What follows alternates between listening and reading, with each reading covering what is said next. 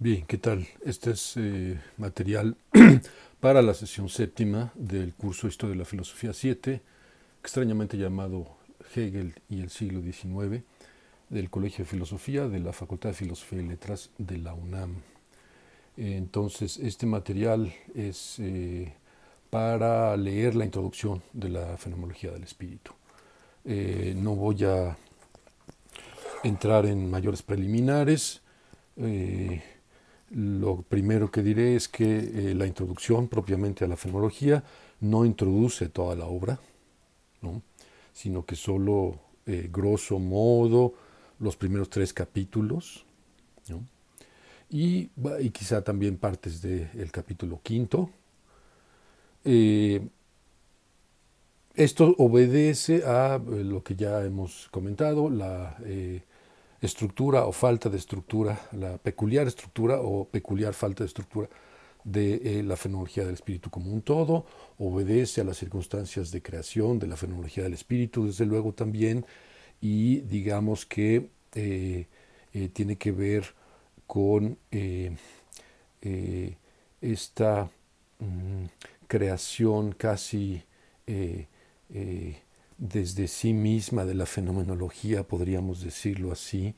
Lo que quiero decir es que lo que comenzó como un proyecto más en la tradición del el postkantismo, Reinhold, Fichte y Schelling, muy pronto se convirtió en otra cosa mucho más ambiciosa y decisiva. Entonces, esto es lo primero que hay que tomar en cuenta. Y ya dije un poco del contexto, que es lo segundo y lo más importante. La discusión post-kantiana, la discusión, por supuesto, kantiana sobre las ventajas y desventajas del idealismo trascendental y su, digámoslo así, metafísica del conocimiento. En la introducción, entonces, digamos que Hegel va a estar eh, tematizando críticamente un cierto modelo de lo que es el conocimiento, y en ese sentido podríamos decir que es un modelo epistemológico, pero con supuestos, desde luego, ontológicos importantes sobre la naturaleza de la mente, sobre la estructura del mundo y sobre cómo se conecta la mente con el mundo. Entonces digamos que la invitación sería a leer la introducción a la fenomenología del espíritu en una especie de clave wittgensteiniana, me refiero al segundo Wittgenstein, y su idea de que hay modelos filosóficos que nos atrapan. Y este sería, digamos, el modelo propio de la tradición moderna, de la tradición, digamos, cartesiano-empirista, para ubicarla de alguna manera. Entonces, un poco lo que hace la introducción a la fenomenología es mostrar cómo un determinado modelo de la mente, del mundo, del conocimiento, nos tiene atrapados y filosóficamente, ¿no? Y nos lleva ese modelo a plantear ciertas preguntas que no llevan a ningún lado, o preguntas que no tienen propiamente una respuesta. Y digamos que aquí es donde Hegel menciona el escepticismo filosófico de la tradición como escepticismo consumado. Eh, entonces, había dicho la cuestión de las ventajas y las desventajas del idealismo trascendental kantiano. Eh, entonces, digamos que grosso modo de esto vamos a estar hablando, porque de esto habla eh, la introducción. Digamos que el avance, en ojos de Hegel, el avance que representa el idealismo trascendental kantiano, apunta hacia justamente la superación de la concepción cartesiana, empirista de la mente, y mientras que la desventaja es que no logra del todo desprenderse de ese modelo, ¿no? Entonces este es el planteamiento muy general. Eh, la introducción, desde luego, y de manera muy vinculada con lo que acabo de decir, también contiene una apreciación una apreciación, una evaluación crítica, digámoslo así, del escepticismo filosófico, sobre todo de la tradición moderna, en su relación con el error, ¿no? Y entonces digamos que la culminación de esto es una discusión sobre el punto de partida, una discusión sobre si antes de emprender, digamos, la búsqueda de la verdad, o si se quiere del conocimiento, necesitamos de alguna ceremonia, de algún procedimiento específico, apellidado de maneras sofisticadas, ¿no? Para, digamos, asegurarnos de que lo que estamos haciendo es realmente buscar la verdad, ¿no? Entonces, esto es grosso modo lo que contiene la introducción. Ahora, yendo un poco más allá, desde el primer párrafo, ahora quizás me ahorro la lectura directa de la fenomenología, pero recuerdo, estamos, digamos, en la introducción a la fenomenología y comenzando esta importante parte de la obra. Dos metáforas, como bien se puede apreciar, dominan esta parte, dos metáforas que tienen que ver con la relación entre, como dice Hegel, la conciencia y el absoluto. Y la primera metáfora, como es evidente, es la metáfora del instrumento, ¿no? O del Werkzeug, como dice Hegel, pensar esta relación como si, digamos, el conocimiento fuese una especie de instrumento para alcanzar lo que está más allá de ese conocimiento. Y la segunda metáfora es la metáfora del medio reflejante o refractante, si se quiere. Y son dos metáforas con las que Hegel decide capturar lo que para él son decididamente los defectos de la modernidad, podríamos decirlo así con un paraguas muy grande, cartesiano-kantiana, con todo los riesgos que esto conlleva. Ahora, dicho de modo meramente anticipatorio, la metáfora del instrumento, que es una metáfora, digámoslo así, activa, remite kantianamente, digámoslo así, a la espontaneidad del entendimiento puro, para ponerlo en esos términos, y entonces digamos que lo que caracteriza, recordemos la analítica de Kant en la primera crítica, a lo que remite la espontaneidad pura es a los conceptos puros o a las categorías, ¿no? Que no dependen más que de sí mismos para generarse. Y la segunda metáfora tiene que ver más con la receptividad kantiana, que espero no sea desconocida esta tesis kantiana, según la cual para poder conocer objetos necesitamos que los objetos nos afecten de alguna manera, ¿no? Y en este sentido es una tesis afín a un cierto empirismo. Entonces aquí, digamos, las representaciones o las Vorstellungen que privan, desde luego, son las intuiciones. Entonces, un poco el cuestionamiento es a este modelo de la mente del cual Kant no logra zafarse adecuadamente, según el cual la mente es algo que contiene representaciones, ¿no? Antes de avanzar un poco sobre estas reflexiones, conviene, porque así aparece en las primeras líneas de la introducción de la fenomenología, dos o tres palabras sobre la expresión absoluto, das Absolute, como dice Hegel, utilizado también como sustantivo, pero también como un adverbio o un adjetivo, un calificador, ¿no? Entonces, absoluto equivale, grosso modo, y desde luego siempre según el contexto, a lo que es completo, a lo que está autocontenido, a lo que es omniabarcante. En términos sustantivos, el absoluto, cuando Hegel utiliza esta expresión, se refiere a, digamos, la totalidad de lo que es el todo unificado y comprensible que constituye la realidad que se conoce. Bien. Entonces, cuando Hegel habla, por ejemplo, de conocer el absoluto, lo que quiere decir, ¿no?, es, siempre dependiendo del contexto, conocer lo real. Esto es conocer lo real en contraste o a diferencia de conocer solamente nuestras propias percepciones e ideas, o como diría Kant, nuestras propias representaciones o estados mentales. Bueno, estados mentales no es vocabulario kantiano, pero sí representaciones, ¿no? Entonces, cuando Hegel usa la expresión saber absoluto hasta el final de la fenomenología del espíritu, digamos, después de todo el trayecto de la obra, a lo que se refiere es a la idea, digámoslo así, de un saber sin sesgos, sin parcialidades, sin distorsiones, un saber sin adjetivos, sin calificativos, que es, como ya dije, también omniabarcante, y una característica muy importante, que está libre de inconsistencias o libre de contraejemplos.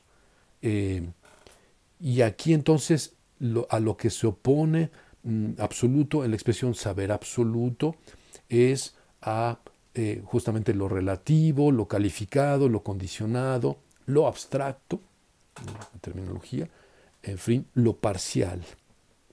Y entonces, dicho de modo anticipatorio solamente, el saber absoluto, absolutes wissen, ¿no? Das absolute Wissen, entonces no hay que entenderlo como conocer todo de todo, sino más bien, no, hay que pensar en el saber absoluto como, digamos, el proceso mediante el cual se adopta una concepción adecuada del propio saber, y esto supone pasar por las diferentes etapas o figuras del espíritu, básicamente la conciencia, la autoconciencia, la razón y el espíritu.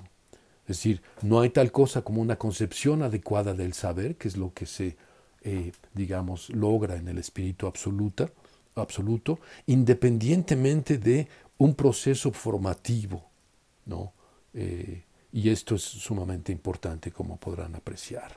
Entonces, regresemos rápidamente a las dos metáforas insidiosas, digámoslo así, que llevan entonces a la conclusión de que no conocemos las cosas tal y como son, sino que nuestro acceso a ellas está condicionado y siempre distorsionado por el instrumento o por el medio para alcanzarlas, las cosas.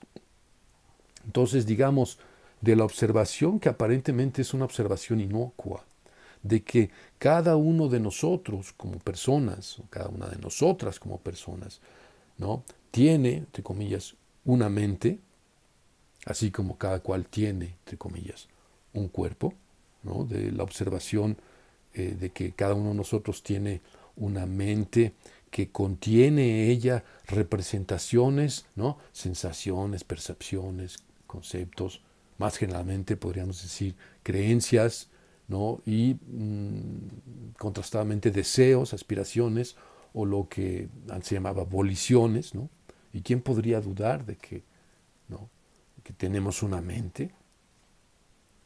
¿No? Entonces, este punto de partida, aparentemente libre de presuposiciones, contiene la semilla de una distorsión mayúscula expresada justamente en la metáfora que es la metáfora moderna por excelencia, la metáfora del adentro y del afuera de la mente.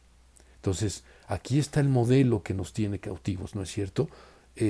La mente como un territorio misterioso en el cual se dan o hay experiencias, y más allá del cual están las cosas no mentales o físicas en sí mismas. Entonces, es esta la metáfora espacial la que, digamos, presta sustento al escepticismo, al menos en su versión cartesiana moderna, digamos que abarcaría también, por lo que le corresponde, a un cierto empirismo. Es decir, el cartesianismo y Locke, quizá también Hume y Berkeley, comparten, a pesar de todo, un cierto modelo de la mente, ¿no? Se puede hablar mucho más sobre esto y se ha escrito mucho sobre esto. En todo caso, regresando a la introducción, el abismo entre el conocimiento y el absoluto es un abismo que abre la tradición moderna y que conduce a una cierta teoría de lo que es la verdad, una teoría acerca de la naturaleza de la verdad, ¿no? Y aquí se está asumiendo que la verdad, ¿no?, es algo que tiene una naturaleza, ¿no? Entonces, por supuesto, estamos ante la llamada teoría de la verdad como correspondencia, ¿no? Entonces, esto se puede expresar de múltiples maneras, pero una de ellas es que nuestras experiencias, si son verdaderas, ¿no?, han de corresponder a las cosas tal y como son. Esto parece bastante aceptable dicho de esa manera, pero cuando reparamos en que decimos han de corresponder, aquí se cuela una suspicacia, porque la suspicacia es que llegamos al problema quizá de que nunca podemos verificar, confirmar, checar, todos estos verbos se pueden utilizar aquí. Nunca podemos checar si de hecho nuestras experiencias corresponden o no con las cosas.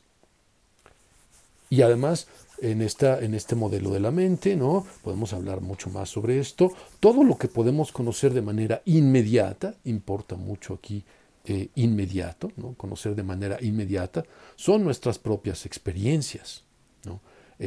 Recordar entonces en este contexto la crítica devastadora de Hamann y sobre todo de Jacobi a este modelo, ¿no?, que podría ahora decirse, ¿no?, esa crítica abarca también un cierto modelo de la mente, por supuesto sin ofrecer una alternativa. Entonces, todo lo que podemos conocer inmediatamente son nuestras propias experiencias. Entonces, ¿cómo podríamos checar, verificar, confirmar si lo que conocemos corresponde o no con nuestras experiencias de lo que conocemos? Porque, digamos, el resto de nuestro conocimiento consiste en conocimiento por inferencia, igual, ¿no?, las incluyendo las diferentes formas del testimonio, pero digamos, sobre todo la inferencia en términos causales. Asumimos que las experiencias son causadas por los objetos mismos, ¿no? Y ahí está de pronto el escéptico diciendo, uy, pero no siempre es así, ¿no? Pero podría ser, ¿no? Hacemos un experimento mental y podría ser que un genio maligno o un neurofisiólogo o neurofisióloga maligna pusiera experiencias en nosotros sin que hubiera nada que le correspondiese, ahora sí utilizo este término, allá afuera, ¿no? Entonces, o lo sabemos por inferencia y tenemos este problema, o lo sabemos por fe, ¿no? Por ejemplo, asumiendo como Descartes y su meditación quinta, para quien no hayas leído las meditaciones, bueno, pues eso es un deber, hay que leerlas. La benevolencia y la omnipotencia también divina, ¿no? La benevolencia porque, bueno, pues Dios no quiere que nos equivoquemos todo el tiempo, eh, pero también la omnipotencia porque requiere ser al menos más potente que el genio maligno. Entonces, digamos que estos son como los esbozos de que pues aquí hay una epistemología que está un poco, digamos, desencaminada, puesto que o bien, digamos, desemboca en el escepticismo o bien desemboca en la teología. Entonces, bueno, sobre esto se puede hablar mucho más, ¿no? Entonces, digamos que aquí importa decir que la lectura que tiene Hegel en este punto de Kant, ahora regresamos a este aspecto de la introducción, la lectura que tiene Hegel de Kant como un crítico o si se quiere, como un reformador decisivo de la tradición moderna, de la tradición cartesiana, ¿no? Esa lectura también asume la forma de un cierto fenomenismo, ¿no? Y ahora explicamos eso, ¿no? Entonces, digamos que Hegel, para ser más o menos rápido y esquemático, por tanto, eh, eh, cuando Kant asume su tesis de la receptividad ya mencionada, entonces la premisa, digamos, la premisa empirista de que el conocimiento se refiere a lo dado en la intuición, eh, digamos, eh, a pesar de que tiene esta premisa empirista, ¿no? Piensa Hegel que Kant va más allá del empirismo y también del cartesianismo de la tradición, en la medida en que añade el elemento constructivo del entendimiento, ¿no? Ya no su teoría de la receptividad, digamos, sino la teoría de la síntesis, para ser más específico, ¿no? Entonces Kant aquí está siendo retratado como un fenomenista sofisticado, en otros términos, como una especie de berkeleyano en modo prusiano, ¿no? En vestimenta prusiana, ¿no? En lugar de irlandesa, como el obispo Berkeley. Y para más detalles vean la reseña de Gotinga, la llamada reseña de Gotinga, que es la primera, digamos, reseña más o menos seria que se hizo de la crítica de la razón pura, antes incluso de la segunda edición. Entonces, esta es la lectura que parece, digamos, compartir Hegel con Hegel y con Garbe, que son los autores inicialmente anónimos de la reseña de Gotinga, quienes decían justamente que el idealismo trascendental no era sino una versión sofisticada del idealismo de Berkeley. Es curioso que en nuestros días, digamos más cercano a nuestros días, James Van Cleef, que no puede ser en ningún momento acusado de hegelianismo, no me lo parece a mí, tiene una interpretación bastante cercana al fenomenismo en su libro Problems from Kant, o Problemas desde Kant, ¿no?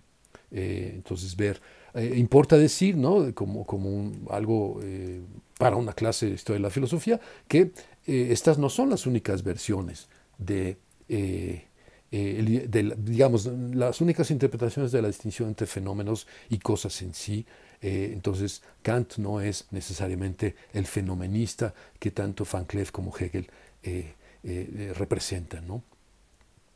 Entonces la idea, recuerden este constructivismo, para ponerlo así, kantiano, el entendimiento construye el objeto de conocimiento a partir de la integración de lo diverso de la intuición en una sola representación, ¿no? Gracias, en última instancia, a la unidad de la conciencia. Entonces esto parece ir, ¿no? Sobre todo en esta última parte, un paso o varios pasos más allá de la tradición empirista y quizá de la tradición moderna en general. Sin embargo, piensa Hegel que esta solución kantiana no alcanza a remontar del todo el abismo abierto por la modernidad, ¿no? Y entonces Hegel se ve a sí mismo en la misma línea, como ya dimos, de Reinhold, Fichte y Schelling, del postkantismo, de o sea, asumir la tarea de terminar el trabajo de Kant de una manera más clara y de una manera menos expuesta y problemática. Expuesta, por ejemplo, a los ataques jacobianos de nihilismo y de solipsismo. Pero piensa Hegel que esto se logra solamente adoptando un punto de vista desde el cual los objetos de la experiencia son los objetos mismos y no meramente un sucedáneo, ¿no? Y no un sucedáneo conveniente de los objetos mismos. Entonces esto también, digamos, recuerda esta idea wittgensteiniana en las investigaciones de que cuando decimos que las cosas son así y asá, no nos detenemos un paso antes de las cosas. Otra gran metáfora que hay que desempacar, ¿no? Pero también es digamos, una línea de afinidad fuerte con lo que está haciendo Hegel, ¿no? En otros términos, si eliminamos, ¿no? Esto regresando a la introducción de la fenomenología, si eliminamos la metáfora del adentro y del afuera de la mente, vamos a eliminar también la noción de una interioridad una interioridad cerrada propia de la tradición, y con ello vamos a eliminar también la necesidad o incluso la posibilidad de preguntarse si conocemos o no conocemos las cosas, si conocemos o no conocemos el absoluto. Por ello, Hegel recomienda entonces en la introducción un regreso a un punto de partida filosófico anterior, dar un paso atrás. Es decir, partir de la premisa de que sólo el conocimiento de las cosas cuenta como verdadero. Por eso dice, no, quizás es la frase más famosa de la introducción, sólo el absoluto es verdadero y sólo lo verdadero es absoluto. ¿Qué quiere decir esto? Una manera de entenderlo es, o bien conocemos el absoluto, o bien no lo conocemos.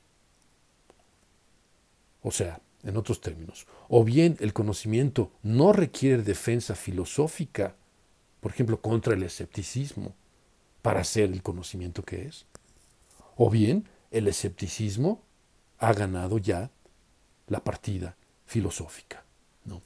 Entonces, la estrategia es una estrategia muy posmoderna, muy, si se quiere así, es evitar la necesidad de tenerle que responder al escéptico. Y con todo esto, debo decirlo, también hay un cierto aire rortiano, ¿no? En todo ello, por ejemplo, cuando se habla de la esencia vidriosa, cuando Rorty habla de la esencia vidriosa de nuestra mente, tiene presente algo muy parecido a lo que Hegel llama aquí, o Hegel expresa aquí con la metáfora del medio refractante, ¿no? Entonces aquí también vale la pena hacer un vínculo con Rorty. Entonces, regresando a este punto, ¿no? Solo el absoluto es verdadero y solo lo verdadero es absoluto. Se entiende entonces la denuncia que hace Hegel en la introducción al miedo al error.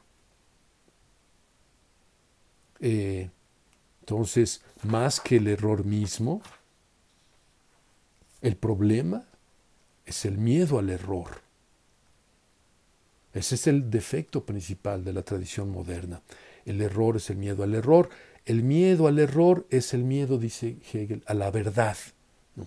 Y esto nos remite también a cosas que dijo Hegel en el prólogo sobre la verdad filosófica, ¿no? La búsqueda de la verdad, esto sería una manera de verlo, no puede proceder teniendo miedo al error, sino solo tomando una posición, como bien decía Fichte, ¿no? Poniendo algo, haciendo una apuesta, digámoslo. Y este posicionamiento, esta apuesta, este setzen, nos lleva inevitablemente a errores. Errores cuya corrección lleva, desde luego, a nuevos errores. Y a esto le vamos a llamar, esto va a ser un proceso formativo. De ahí que, en parte también, Hegel está denunciando aquí la obsesión filosófica con los preparativos para el conocimiento, la obsesión con el método. Y, digamos, esta obsesión, diría Hegel, se cura simplemente conociendo, ¿no? Es todo frente a lo que Descartes y el escepticismo estaban proponiendo, así lo lee Hegel, lo que es indudable no es el yo pienso, sino que lo que es indudable es que para buscar genuinamente la verdad, uno debe ya, en cierto sentido, poseerla, ¿no? Partimos en medio de las cosas, ¿no? In media res, como se diría en latín, ¿no? Y por eso al final, cuando explica el título, al final de la introducción, cuando explica el título de la obra, dice, el camino hacia la ciencia es el mismo ciencia. Vamos a dejarlo ahí, ya es media hora, espero resulte útil y nos veremos el próximo lunes en clase.